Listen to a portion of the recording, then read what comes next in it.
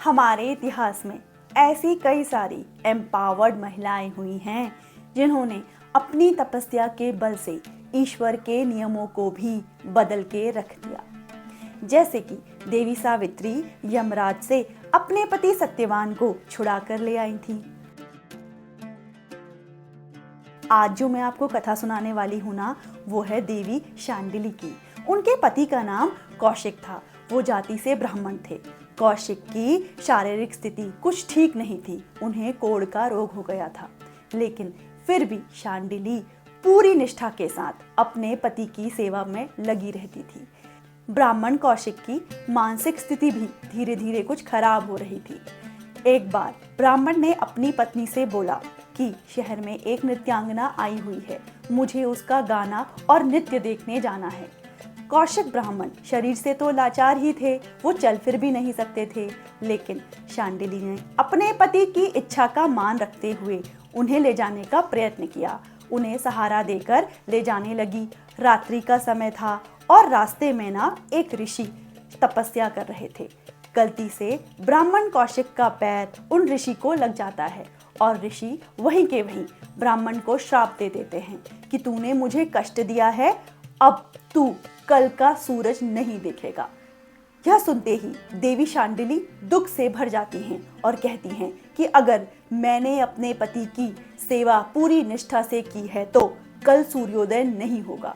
मार्कंडेय पुराण के अनुसार 10 दिनों तक सूर्य उदय ही नहीं होता और पूरी सृष्टि में हाहाकार मच जाता है। तब देवता परेशान होकर महर्षि अत्रि के पास आते हैं।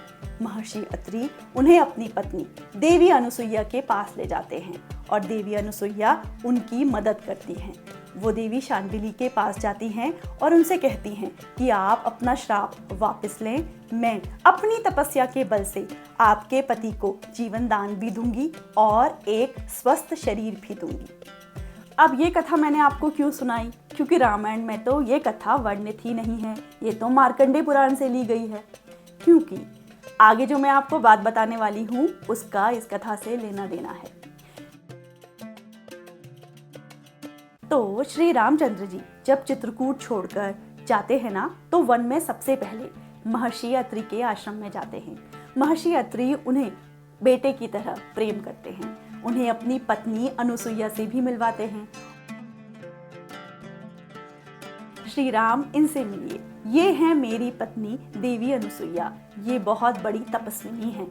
इन्होंने अपने तप के बल से एक बार सृष्टि पर जब अकाल पड़ गया था और 10 वर्षों तक वर्षा नहीं हुई थी, तो फल मूल उत्पन्न कर दिए थे और मंदाकिनी की धारा फिर से बहाई थी। ये इतनी बड़ी तपस्विनी हैं कि 10,000 वर्षों तक तप करने के बाद इन्होंने ऋषियों के कई विघ्नों को दूर किया है।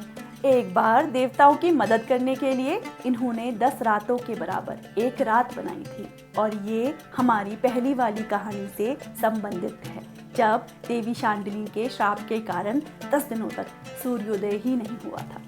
महर्षि अत्रि कहते हैं, श्री राम, आप इनको नमन करें, ये आपके माता के समान पूजनीय है। देवी अनुसुईया जब सीता जी से मिलती है ना, तो बहुत ही प्रसन्न होती हैं। वो कहती हैं कि तुम बहुत भाग्यवान हो कि तुमने बंधु बांधवों से मिलने वाले सुख को छोड़कर अपने पति के साथ वन को चुना। तुम्हारा कल्याण तो निश्चित ही है। जो स्त्री अपने पति के साथ उसका अनुसरण करती है ना, वो वैसे ही स्वर्ग की भागी बन जाती है।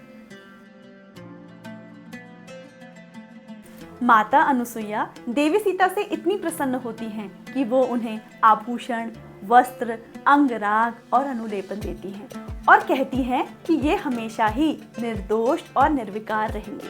कहने का अर्थ है कि ये कभी भी खराब नहीं होंगे।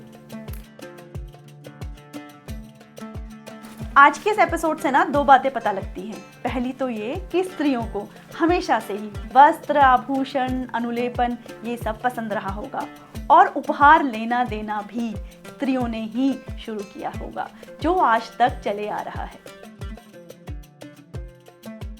देवी अनुसुईया और माता सीता ना ये कहती हैं कि पति जैसा भी हो, पत्नी को उसकी सेवा करनी ही चाहिए, तभी उसे स्वर्ग की प्राप्ति होती है। जैसा कि हमने शांडिली की कथा में भी देखा था। अब ये आज के समय में कितनी रेलेवेंट है ये तो मैं आप लोगों पर ही छोड़ती हूँ, लेकिन एक पॉइंट जो मैं रेज करना चाहती हूँ वो ये है कि ये बात सच है कि विमेन के अगेंस्ट बहुत क्राइम हुआ है और उन्हें बहुत समय तक दबाया भी गया है। लेकिन आज के समय में जो मेन के साथ हो रहा है, जो फॉल्स केसेस हो रहे हैं, वो भी क्या चिंताजनक नहीं है? असल में अत्याचारी मेन या वुमेन नहीं होता, अत्याचारी होते हैं जिसके हाथ में पावर होती है, जिसके हाथ में सत्ता होती है।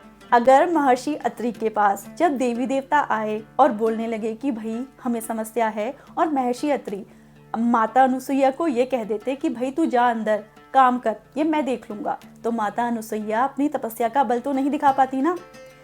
तो पहले जमाने में ये सारी प्रॉब्लम्स होती ही नहीं थी। हर कोई अपने आप पर काम करता था, तपस्या करता था, अपने आप को ईश्वर से जोड़ता था। यही बताना चाहती है रामायण हमें। इसी नोट के साथ आज के वीडियो को यहीं एंड करती हूँ। अगर अच्छा लगे तो प्लीज़ लाइक कीजिएगा, शेयर कीजिएगा, मेरे चैनल को सब्सक्राइब कीजिएगा।